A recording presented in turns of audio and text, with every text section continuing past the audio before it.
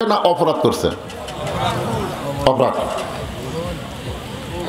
কিন্তু আপনি যদি বেটা হইয়া বাপের বাপের এটা কবার না পারেন আপনি কেমন বেটা পারেন আদম আলাইহিস সালাম যেটা করেছে এটা হলো ভুল জোরে বলেন কি আর হাওয়া যেটা করেছে এটা হলো অপরাধ জোরে বলেন এইটা কি কারণ হাওয়া কিন্তু নবী না আদম হলেন নবী আর নবী সম্পর্কে আল্লাহ বলেছেন কুল্লু নাবিয়ুন মাসুমাইন প্রত্যেকটা নবীরা হলো বেগুনা মাসুম জোরে বলেন সুবহানাল্লাহ আজকে ক্লিয়ার হয়ে নেন আমাদের আদি বাবা আদম কি নবী জোরে বলেন আদম কি নবী কিন্তু আমাদের মা হাওয়া নবী না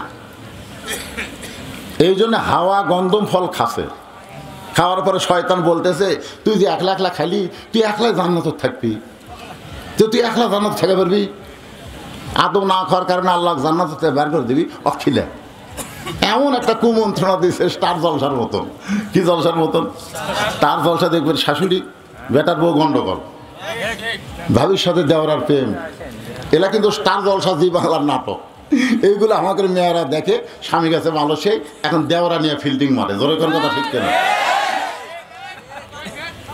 এখন মা হাওয়াকে শয়তান যখন কুমন্ত্রণা দিল তখন ওইটাকে শরবত বানায় আদম নবীরে খাওয়াইলো আদম নবী যখন তাকায় দেখে হাওয়া মুচকি মুচকি হাসতেছে আদমের ভিতরে চিন্তা হলো হাওয়া শরবত খাওয়ার পরে হাসলে কেন হাওয়া বলতেছে ফল আকারে পারি নাই ওটা শরবত করে আপনারে খাওয়াই দিলাম আদম বলে হাওয়া কি খাওয়াইলা বলে গন্ধম ফল যেই গাছের কাছে আল্লাহ যাইতে নিষেধ করেছে ওই গাছের ফল শরবত করে খাওয়ালাম সঙ্গে সঙ্গে আমাদের বাবা আদম আলাইহিস সালাম আমার দিকে তাকান এই জায়গায় এত জোরে চাইপা ধরলো ফলটার রস যেন নিচে না নামে আর এই ডান হাত কানা মুখের মধ্যে ঢুকাই দিল এত জোরে হাত ঢুকাই দিল কবজা পর্যন্ত হাত গলার মধ্যে গেল গলা ফেটে রক্ত বের হলো সামান্য সামান্য একটু শরবত ভিতরে যাওয়ার সঙ্গে সঙ্গে আল্লাহ বলে আদম রে আর জান্নাতে থাকতে পারবি না আদম বলে আল্লাহ আমার দোষ কি আল্লাহ বলে গন্ধ ফলের রস যার পেটত যায়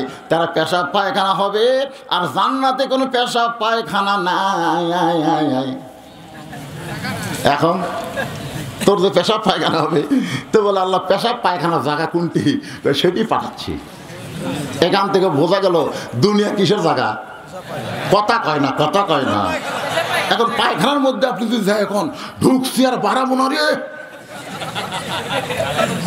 আল্লাহকে কত বড় পাগলা পায়খানার যায় কয় আমার বার করে কে এই দুনিয়া হলো পেশাব পায়খানার জায়গা দুনিয়া আদনা থেকে দুনিয়া দুনিয়া মানে কিছুই না দুনিয়া মানে কিছুই না আর সেই দুনিয়াতে এসে আমরা আর যাওয়ার চাচ্ছি না মনে করতেছি কি হনুরিয়ে এরকম আছে না নাই যেরকম আজ দুনিয়াতে ক্ষমতার স্বাদ পাইয়া অনেকে ক্ষমতা থেকে নামতে চাচ্ছে না মনে করছে কি হলাম রে আল্লাহ বলে ক্ষমতা তোর না ক্ষমতার মালিক হলাম আমি আল্লাহ কোরআন শরীফের সূরা মুলকের প্রথম পড়েন আপনার মাথার মধ্যে আল্লাহ বলে দিবে তাবারাকাল্লাযী বিয়াদিহিল মুলকু ওয়া হুয়া আলা কুল্লি শাইইন কাদির গোটা পৃথিবীর রাজত্ব কর্তৃত্ব মালিকানা কার হাতে সমস্ত ক্ষমতার মালিক কে এখন 5 তলা দুটো হয় 9টার সময় 1.5 লাখ টাকার খাট আর 12,000 টাকার কম্বল ওই তোমার দিয়ে কয় আমার ঘর আমার বাড়ি হামাক নামাইকে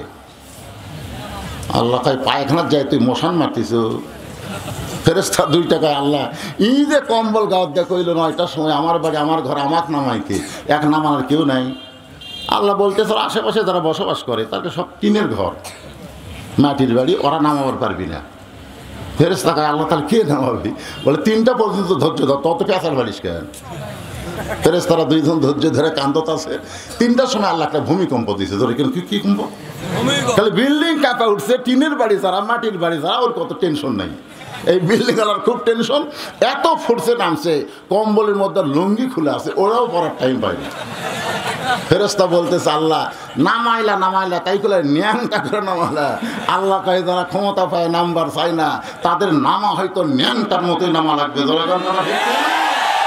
আপনি কি মনে করতেছেন দুনিয়া কি থাকার জায়গা করে পাগলা এটা হলো পেশাব পায়খানার জায়গা যেরকম কি জায়গা এই পেশাব পায়খানার জন্য আল্লাহ আদমকে দুনিয়াতে প্রেরণ করলেন। এই পেশাব পায়খানা করতে এসে আদম নবী 300 বছর কাঁদলেন। কোন কিতাবে আছে 350 বছর আদম নবী কাঁদতে কাঁদতে এই চোখের পানি দিয়া একই জায়গাতে সবসময় যদি পানি যায়, আপনার বলেন তো আপনাদের মাটির এলাকার মধ্যে যদি সবসময় পানি যায়, ওই মাটি কিন্তু পচে যায়। ধরে কোন কি যায়, পানি আজকে টাকার কারণে আরো পছন্দ ধরে।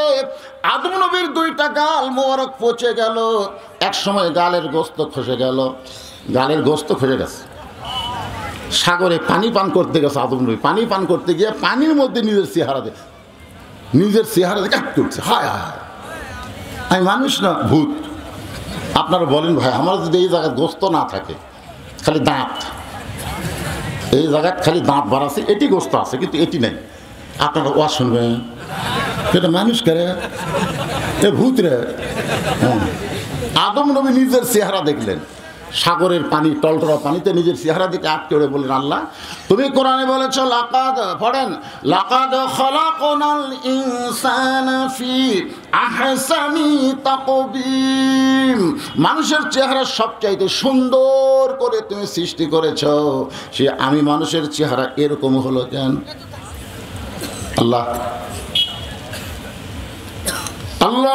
350 বছর ধরে কাঁদলাম, এখন পর্যন্ত কি গন্ধম খাওয়ার অপরাধ তুমি মাফ করবা না? আল্লাহ বলে, আদম শুধু কাঁদলে হবে না, শুধু কাঁদলে হবে না, কাঁদার মতন কান্দা লাগবে। শুধু কাঁদলে হবে না, কাঁদার মতন। আজকে আমাদের বাংলাদেশে অনেক মানুষ কান্দে। সালমান শাহ মরলেও কান্দিছিল, বাপ মরলে কান্দে না, গরু মরলে কান্দে, এরকম আছে না? কথা কন না কেন ভাই? অস্ট্রেলিয়ান গাভীরে পেটে বাচ্চা হয়েছে, 9 মাস হয়েছে, সবাই বলতেছে আর 5 দিন পর বেচলে 5,000 টাকা বাড়বি। আর আসলেই লোক চাই, 5 দিন করে যায় আর দাম বাড়ে। কিন্তু বাচ্চা হবার যায়, এত বড় বাচ্চা হসে ভাই, আর হবার যায় বাচ্চা মাও দুটোই মরেছে, 2.5 লাখ টাকা দাম কত, সেই গরু মরছে, ওই কানতে কানতে বেহস। অথচ 1 মাস আগে বাপ মরছে, ওই কান্দেনি। তখন বলছে হায়াত মৌত আল্লাহর হাতে, কান্দে লাভ আছে? হায়াত মৌত যদি আল্লাহর হাতে হয় তো গরু মরলে কান্দিস কেন? শোনেন, কাঁদার মতন কাঁদতে হবে। আল্লাহ বলে, আদম শুধু কাঁদলে হবে না, কাঁদার মতন কান্দো। সঙ্গে সঙ্গে আদম নবী বর্তমানে যে এখানে আল্লাহর কাবা ঘর আছে, ওই জায়গায় তখন কাবা ঘর ছিল না। ওই জায়গায় তখন কি ছিল না? কাবা ঘর ছিল না। ওই জায়গার মধ্যে আদম নবী কান্না শুরু করে দিলেন। কাঁদতে কাঁদতে এক সময় 2টা চক্ষু বন্ধ হয়ে গেল। 2টা চক্ষু যখন বন্ধ হয় তখন দেখতে পায় জান্নাতের দরজায় লেখা আছে লা ইলাহা ইল্লাল্লাহু মুহাম্মাদুর। এই যে জান্নাতে থাকলো, সে জান্নাতের দরজায় কলেমা লেখা আছে, ওরা আদম নবী খেয়ালই করেনি। এখন খেয়াল হয়ে চিল্লায় বলতেছে, আল্লাহ 350 বছর লা ইলাহা ইল্লাল্লাহর কাছে কেঁদেছি, মুহাম্মদ রাসূলের ওসিলা একটু কাঁদতে চাই। আল্লাহ বলে, আর কাঁদিস না। ওই নবীকে ওসিলা করার সঙ্গে সঙ্গে আল্লাহ তোমাকে মাফ করে দিলাম। সঙ্গে সঙ্গে আদম নবী ওই কাবা ঘরের জায়গা, কাবা ঘর যেখানে আছে ওই জায়গার উপরে 2 রাকাত নামাজ আদায় করলেন। কয় রাকাত? এখন আপনাদের কাছে আমার প্রশ্ন হলো, তখন তো কাবা ছিল না, তখন কি কাবা ছিল? কিন্তু আদম নবী যে কাবা ঘরের জায়গার মধ্যে 2 রাকাত নামাজ পড়লেন, কোন দিকে মুখ করে নামাজ পড়ছে? আমরা তো পশ্চিম দিকে কাবার দিকে মুখ করে নামাজ পড়ি। এখন আল্লাহর ওলি দুনিয়াতে নেই। ওনার সঙ্গে আমার পাবনা দারুল আমান ট্রাস্টে 2009 সালে মাহফিল ছিল। আমি ওনাকে বললাম, হুজুর আপনি বলে কাবা ঘরের মধ্যে ঢুকছিলেন? তো বলতেছে, হয় বাজান ঢুকছিলাম। তো কাবা ঘরের মধ্যে ঢুকে আপনি কয় রাকাত নামাজ পড়ছেন? আল্লামা দেওয়ান সাইদি হুজুর বললেন যে আমি 4 রাকাত নামাজ পড়ছি, বেশি টাইম তো দিবে না, এই জন্য 4 রাকাত পড়ছি। আমি বললাম, কোন দিক হয়ে পড়লেন? আমরা কাবার বাইরে থাকলে কাবাকে সামনে নিয়ে নামাজ পড়ি, কিন্তু আপনি কাবার ভিতরে ঢুকে কোন দিক হয়ে পড়লেন? উনি বলতেছে, এই প্রশ্ন করার অর্থ কি? আমরা তো ঢুকতে পারবো না হুজুর, আপনি যখন ঢুকছেন তাহলে আপনার থেকে ভিতরে কিছু খবর জানার অধিকার আছে না নাই? কথা কেন আছে না নাই? উনি আমাকে যে কথাটা বললেন, আমি সেই কথা আস্তাইনু বিস-সবরি ওয়াস-সালাহ দিয়ে আপনাদেরকে আমি বুঝাই দিব। কি শুনতে রাজি আছেন? একটু মনোযোগ দিয়ে শুনবেন। ওই 2 রাকাত নামাজ আদম নবী আদায় করলেন। আল্লাহ বলে হাবিব আদম নবীর ওই 2 রাকাত নামাজ আমি আল্লাহর এতই ভালো লাগছে, আপনার উম্মতের জন্য ফজরের ফরজ হিসাবে দিয়ে দিলাম।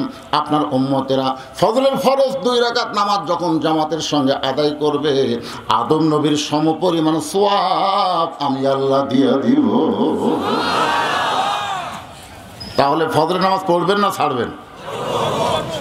জোহরের 4 রাকাত ফরজ নিয়ে নবী বললেন, সাহাবীরা রে, এই জোহরের 4 রাকাত ফরজ যখন আল্লাহ আমাকে দিচ্ছেন, আমি বললাম আল্লাহ এই জোহরের 4 রাকাত ফরজ নামাজ আদায় করলে আমার উম্মতের রেজাল্ট কি হবে আপনার কাছে জানতে চাই।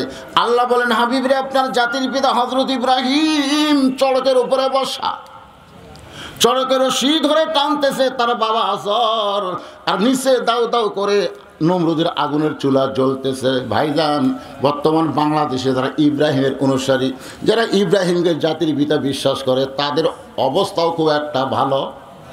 একটু মনোযোগ দিয়ে শুনবেন। কে টানতেছে? কে? আজর। আজর মানে কে হয়? বাবা হয়। সেটা বলে কে হয়? বাবা রশি ধরে টানতেছে ছেলেকে বাঁচানোর জন্যে না মারার জন্যে? আপনার বলেন তো, যেই বাবা জাহান্নামের নয় নমরুদের আগুনের চুলার মধ্যে ফেলে দেওয়ার জন্য ছেলে রশি ধরে টানে, এই বাবা ভালো বাপ না খারাপ বাপ? আর যেই বাবা তার সন্তানকে জাহান্নামের মধ্যে ফেলে দেওয়ার জন্য রশি ধরে টানতেছে, এই বাবা ভালো বাপ না খারাপ বাপ? আপনার বলেন তো, সেই বাবা কারা? যেই বাবা নিজে নামাজ পড়ে, ছেলে ল্যাপের মধ্যে ঘুম পাড়ে, তা কিছুই কয় না। বাবা একলা একলা জোহরের নামাজ পড়লো, নামাজ শেষ করেছে, ডাকতেছে বাবু, ও বাবু, ছেলের বয়স হতে 22 বছর ছাড়িয়ে, তাকে আবার ডাকতেছে বাবু আসো একসাথে ভাত খাই। বাপ বেটার সাথে করে নিয়ে বাপের পাতের মাছের টুকরা গোস্তের টুকরা বেটাকে দেয়। ফেরেশতাকে আল্লাহ, এই শয়তান একলা একলা নামাজ পড়লো আর ভাত খাওয়ার সময় বেটাকলে জামাত করলো, এর খবর কি? আল্লাহ বলতেছে নামাজি বেনামাজি একত্র হলে জাহান্নামে। এখন আপনারা চিন্তা করেন ভাইজান, আজর রশি ধরে টানতেছে তার ছেলেকে নমরুদের চুলার মধ্যে ফেলে দেওয়ার জন্যে। আজকে অনেক বাবা আছে, রাসূল বলেছেন 7 বছর থেকে নামাজ